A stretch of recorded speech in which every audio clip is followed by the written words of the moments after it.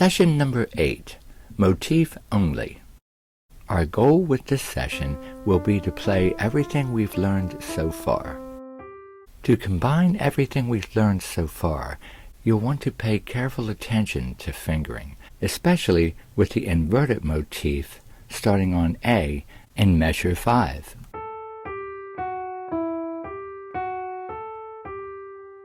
Also, in measure 13, in the left hand with the inverted motif, be careful to finish on the 4th finger.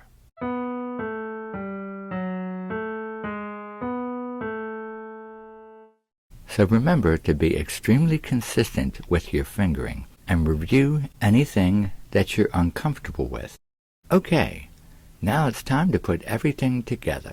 Let's practice measures 1 through 18, motif only. We'll add the missing notes as you play along.